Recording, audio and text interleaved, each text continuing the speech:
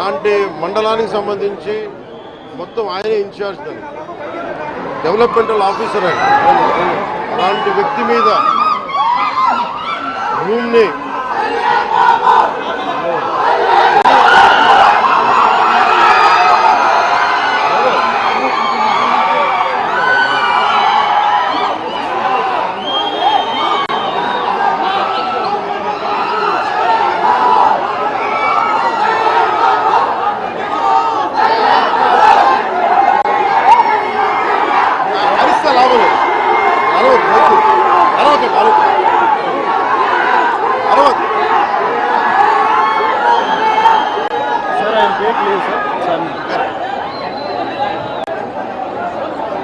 ముందుగా జవహర్ బాబు గారు ఆరోగ్య పరిస్థితి ఎలా ఉందని అడిగారు.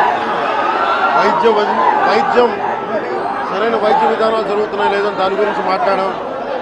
అలాగే నేను ఇక్కడికి ప్రత్యేకించి ఎందుకు పరామర్శించి రావడానికి ఎందుకు అనుకున్నామంటే, ఇది ఒక్కరి మీద జరగల, రాష్ట్ర యంత్రాంగం మీద దాడిగా చూస్తున్నాం. దీన్ని వైసీపీ నాయకులకి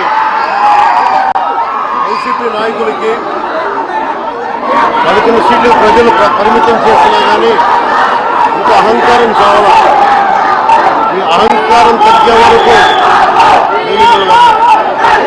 మీరు ఇష్టానికి మాట్లాడిన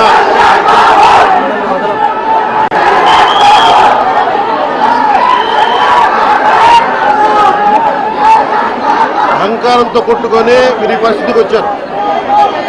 ఇది ఈ వ్యక్తి మీదే కాదు, గత గాలివీడు మండలం సంబంధించి గతంలో కూడా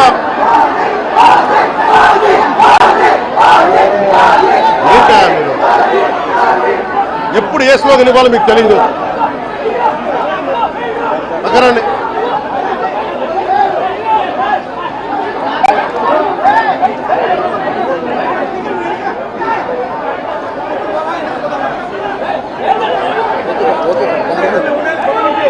జల్లా సుదర్శన్ రెడ్డి గారు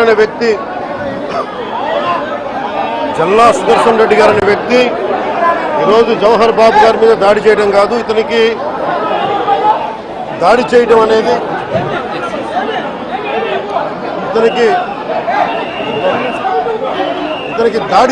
కొత్త కాదు. జల్లా సుదర్శన్ రెడ్డి గారికి గతంలో కూడా ఈయన ఇదే ఎంపీడీఓలో ప్రతాప్ గారి మీద దాడి చేశారు, శేఖర్ నాయక్ గారి మీద దాడి చేశారు, అలాగే శ్రీనివాసులు రెడ్డి గారి మీద దాడి చేశారు. ఇది వీళ్ళ రాజ్యాలు అనుకుంటా ఉన్నారు. ఇష్టానికి మేము చేసుకోవచ్చు. నేను జవహర్ బాబు గారు కూడా చెప్పింది ఏంటంటే, రూమ్ తాళాలు అడిగారు, మీ అమ్మగారికి ఇస్తాం, అది ఆవిడ మండల పరిషత్తు ఆవిడకి పదవి ఉంది కాబట్టి వాళ్ళ పిల్లలకి ఇవ్వమంటే ఎందుకు ఇవ్వం అని చెప్పి వాళ్ళ మనుషులు దాడి చేసి అమానుషంగా కొట్టారు. ఆయనకి హై బీపీ ఉన్న వ్యక్తి, హార్ట్ ప్రాబ్లం ఉన్న వ్యక్తి, పైగా కూర్చోబెట్టి కులాన్ని దూషించడం.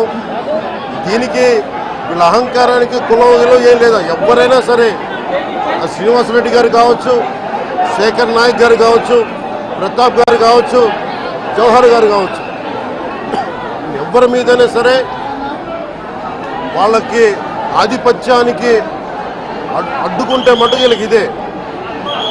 నేను వీళ్ళందరికీ ఇదే చెప్తున్నాను మీకు.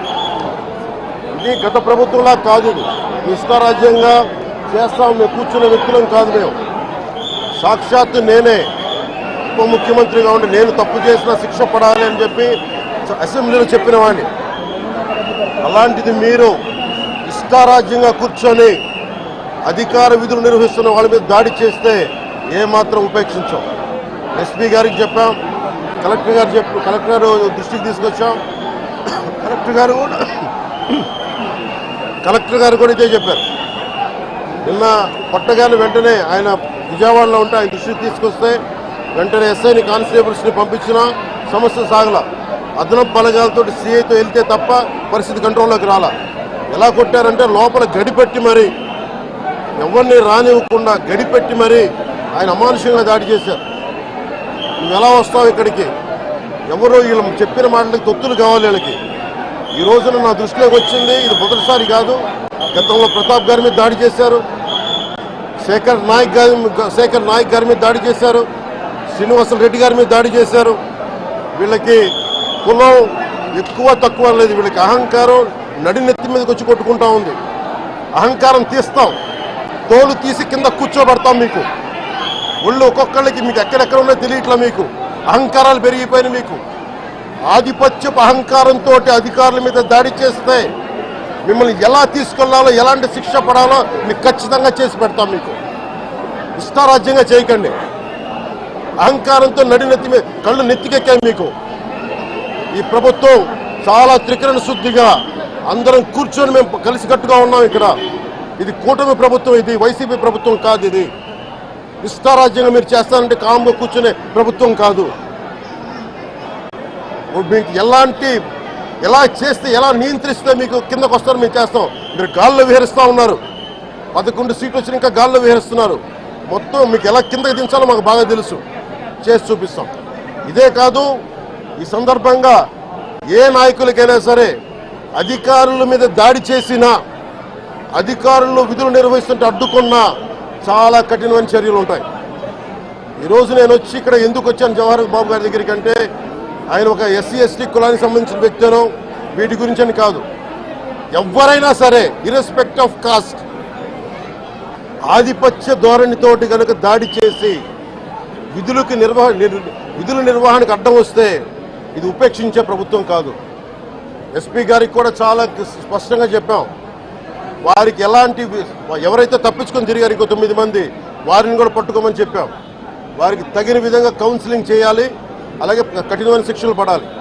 మీరు లాయర్లు అయి ఉండొచ్చు గతంలో, మీ చట్టాలు కానీ మీ గతంలో మీ అధికారాలు కానీ ఏవి మిమ్మల్ని రక్షించలేదు, మీరు గుర్తుపెట్టుకోండి. అలాగే ఈ విషయంలో ప్రజలకు కూడా చెప్తా ఉన్నాను, యువతకు కూడా చెప్తున్నాను, ప్రత్యేకించి రాయలసీమ యువతకు కూడా చెప్తున్నాను, మహిళలకు కూడా చెప్తున్నాను, మీరు దయచేసి భయపడకండి. ఈరోజు జవహర్ బాబు గారి భార్య భయపడతా ఉన్నారు. మీరు మాట్లాడితే కూర్చొని వాళ్ళ నాయకుడు కూడా మీరు కూర్చొని ముందు ఇవి కరెక్ట్ చేయండి, ఇలాంటివి కరెక్ట్ చేయండి, మీ పార్టీ వర్గాలను మీరు నియంత్రించుకోండి. 11 సీట్లు వచ్చినా ఇంకా మీరు దాడులు చేస్తూ ఉంటే మటుకు ఉపేక్షించే ప్రభుత్వం కాదు ఇది. అలాగే ముఖ్యంగా రాయలసీమ యువతకు చెప్తున్నాను, ఇలాంటి తప్పులు జరిగినప్పుడు ఆధిపత్య అహంకారంతో దాడులు చేస్తున్నప్పుడు నిజంగా మీరు ఎదుర్కోండి, మేము అండగా ఉన్నాం మీకు. నాయకులకు కూడా భయపడకుండా మీరు ఎదుర్కోండి, నిలువరించండి, వీళ్ళని భయపడకండి. మీరు ఇలా భయపడే ఈ రోజున ఒక ఎస్సీ అధికారి జవహర్ బాబు గారి మీద దాడి చేసి కులం పేరుతో దూషించారు. అన్ని రకాలు నువ్వు ఎలా తిరుగుతావో చెప్పి దూషించారు. నువ్వు వెళ్ళి రిటైర్ అని నేను చంపేస్తావని చెప్పి బెదిరిస్తా ఉన్నారు. ఇవన్నీ సాక్కూడదంటే కేవలం ఇది పోలీసు ప్రభుత్వాలే కాదు, దీనికి ప్రజలు కూడా దీనికి స్పందించాలి. ఓట్లేసి మన పని అయిపోయిందంటే కదా, ఇలాంటి వాటికి మీరు బయటకు వచ్చి మాట్లాడాలి.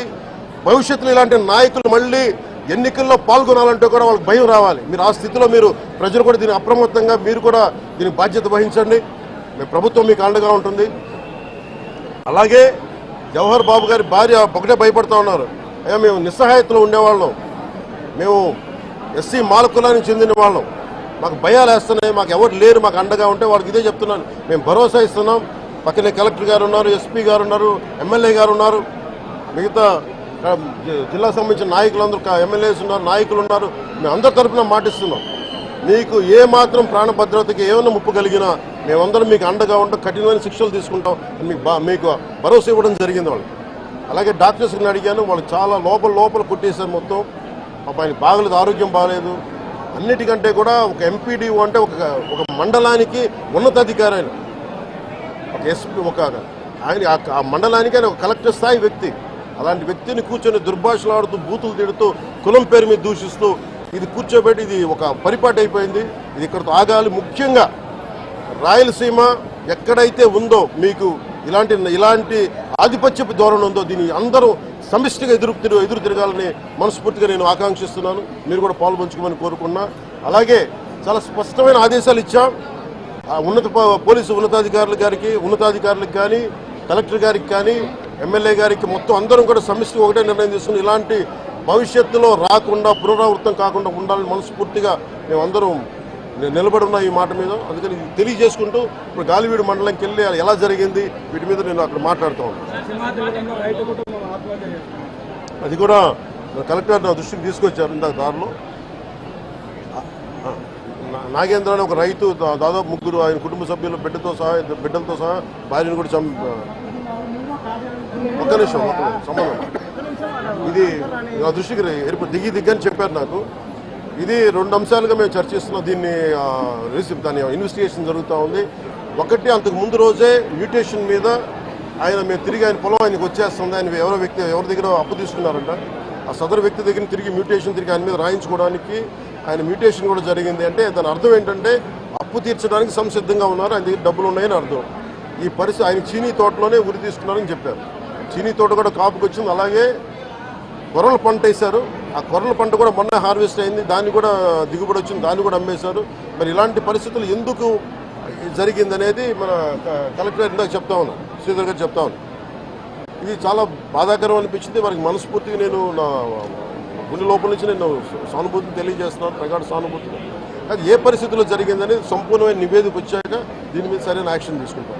ఒకవేళ నిజంగా అప్పులు బాధ భరించలేక చనిపోయారా, అలాగే లేదంటే ఎవరన్నా బలవంతంగా ఇబ్బంది పెట్టి చచ్చిపోయేలా చేస్తారు, ఈ కోణంలో కూడా మనకి ఇన్వెస్టిగేషన్ జరుగుతూ ఉంది. దీని మీద వచ్చాక దీని మీద ఖచ్చితంగా స్పందిస్తాం. ప్రధాన సమస్య ఉంది సార్. అటవీ శాఖ ఆధ్వర్యంలో form to charcoals form to permit ఇస్తారు సార్. ఎక్కువగా ఇక్కడ రిజర్వ్ కన్వర్షన్ ఎక్కువ సార్, ఫారెస్ట్ రిజర్వ్ కన్వర్షన్ ఎక్కువ. దాంతో ఈ ఫార్మ్ టు పర్మిట్ అనేది అడుగులు నడిపేస్తున్నారు. చాలా బాధాకరమైన అంశం సార్. ఇక్కడ పర్యావరణం చాలా గందరగోళంగా తయారైంది. ఇక్కడ ఏ ప్రాంతం ఉండేది? మొత్తం అంతా ఉంది సార్. మొత్తం ఉమ్మడి కడప జిల్లాలో ఎక్కువ బదివేలు ఉంది, భీమటం ఉంది. నేను అతి కొద్ది రోజుల్లోనే కలెక్టర్ చేసి దీన్ని ఒకసారి రివ్యూ పెట్టండి. ఫారెస్ట్ డిపార్ట్మెంట్లో కూడా ఒకసారి నేను అన్ని ఫేక్ చార్కోల్ దీని మీద మేము ఖచ్చితంగా నేను